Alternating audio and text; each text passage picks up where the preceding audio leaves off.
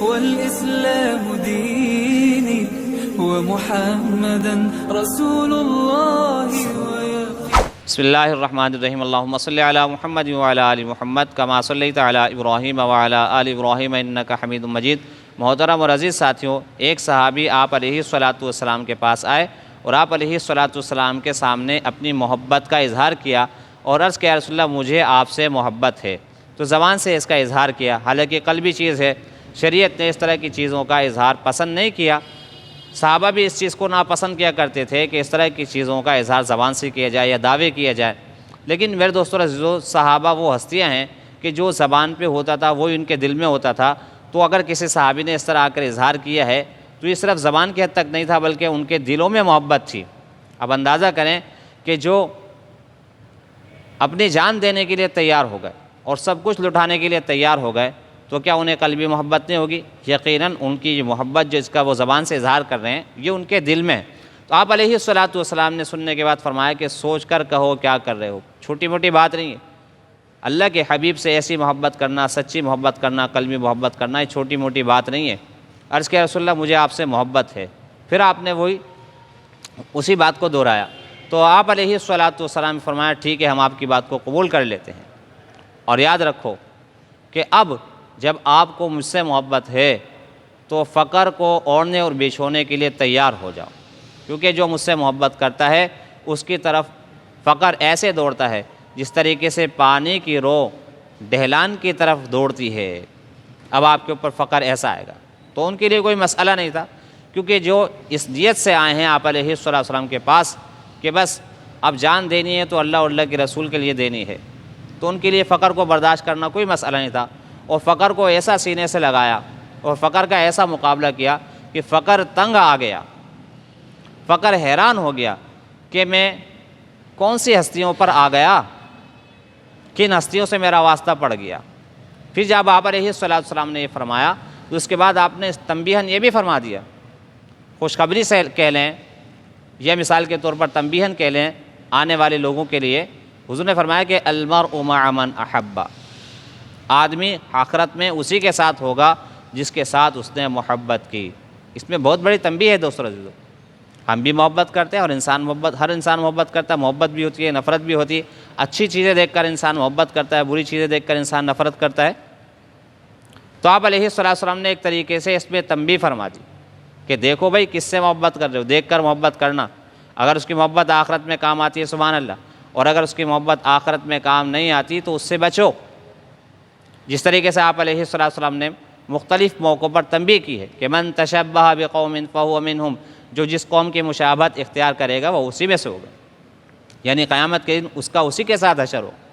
اسی طریقے سے حضور نے فرمایا کہ جس جذبے پر انسان کی موت آئے گی اسی جذبے پر اٹھایا جائے، یہ بھی تنبیہ کرنے کے لیے کہ جذبہ بھی انسان کا اچھا ہونا چاہیے، غیروں کی مشابہت سے بچے اور محبت کرتے ہوئے دیکھے کہ وہ کس سے محبت کر رہا ہے۔ اب ہم بھی محبت کرتے ہیں میرے دوستو عزیزو، ہم نے بھی اپنا آئیڈیل بنایا، صحابہ نے اپنا آئیڈیل حضور علیہ السلام کو بنایا، تو اللہ رب العزت نے دنیا میں کامیابی کا پروانہ بھی عطا فرمایا، جنتی ہونے کی بشارت بھی سنائی، اس کے ساتھ ساتھ اللہ رب العزت نے ایک بہت بڑا انعام یہ عطا فرمایا کہ قیامت تک کے آنے والے لوگوں کے لیے صحابہ رضی اللہ تعالی عنہم اجمعین کو معیار حق بنا دیا کہ جو ان میں سے کسی ایک کی بھی اتباع کر لے گا وہ بھی کامیاب ہو جائے گا۔ اور دوستو عزیزو کیوں نہ ہوتے کہ حضرت آدم علیہ السلام سے لے کر قیامت کی صبح تک جتنے امتی آئیں گے ان تمام کو جمع کر لیں تو میرے دوستو عزیزو صحابہ جیسے عاشق، صحابہ جیسے محبت کرنے والے، صحابہ جیسے اطاعت کرنے والے کسی قوم میں نہیں ملیں گے۔ حضور علیہ السلام کے صحابہ ایسے تھے۔ تو دوستو عزیزو اس میں ہمارے لیے عبرت ہے، سوچنے کی بات ہے، بڑی فکر کی بات ہے، کیونکہ ہم بھی محبت کرتے ہیں، کسی کو سیاستدان سے محبت ہے، اب وہ چاہے جو کرتا رہے، اس کی غلط باتوں کو بھی ہم ٹھیک کرنے کی کوشش کرتے ہیں، غلط باتوں بھی وکالت کرنے کی کوشش کرتے ہیں، دفاع کرنے کی کوشش کرتے ہیں۔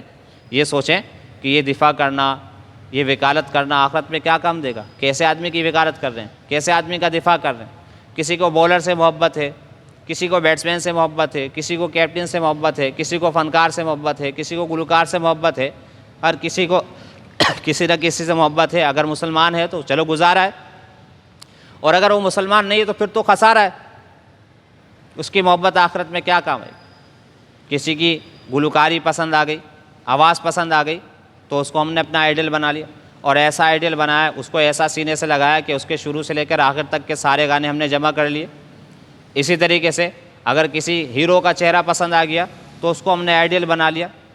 اور ایسی محبت کی اور ایسا آئیڈیل بنایا کہ اس کے شروع سے لے کر آخر تک کی فلمیں ہم نے جمع کر لی، اور اپنے اسٹیٹس پر، اپنی گاڑی پر، اپنے کمرے میں، اسی طریقے سے اپنی بکس پر، اسی طریقے سے اپنے آفس میں ان کی تصویریں بھی ہم لگا لیتے ہیں۔ ایسی محبت کا ہم حق ادا کرتے ہیں، لیکن کن سے ادا کر رہے ہیں؟ جو محبت کا حق ہم ان سے ادا کرتے ہیں، اس قابل صرف اور صرف حضور علیہ الصلاۃ والسلام ہے، اور کوئی بھی نہیں۔ آپ علیہ الصلاۃ والسلام کی جو ہستی ہے، وہ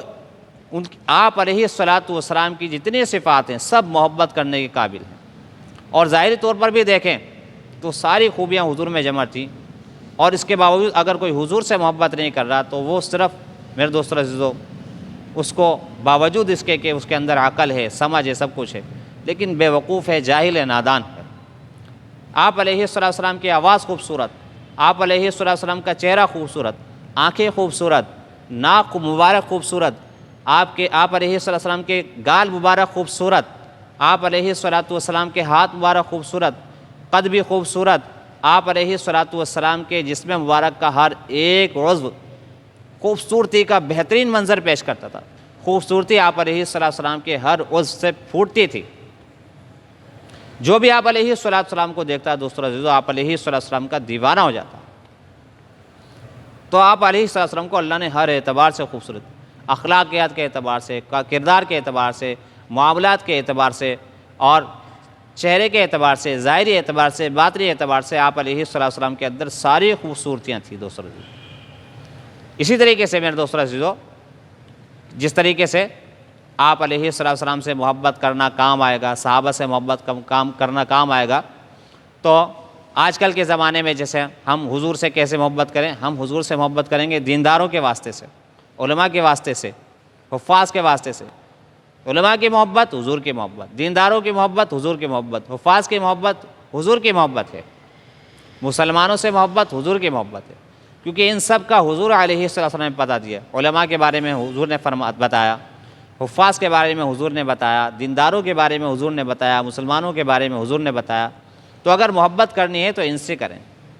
دنیا میں بھی کامیاب آئے گی، دنیا میں بھی کام آئے گی اور آخرت میں بھی کام آئے گی دوستو عزیزو۔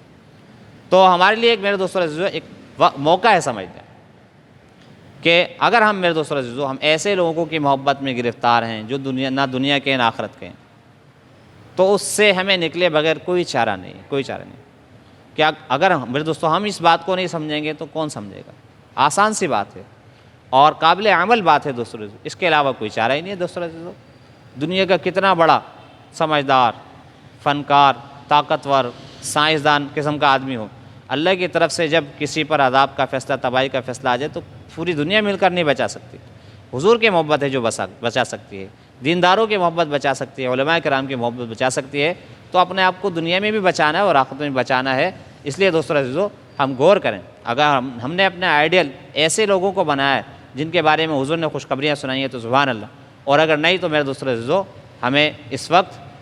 توبہ کرنے کی ضرورت ہے۔ ہم توبہ کریں اور اپنا آئیڈیل دینداروں کو بنائیں۔ وآخر دعوانا ان الحمدللہ رب العالمین۔ ربي والإسلام ديني ومحمدا رسول الله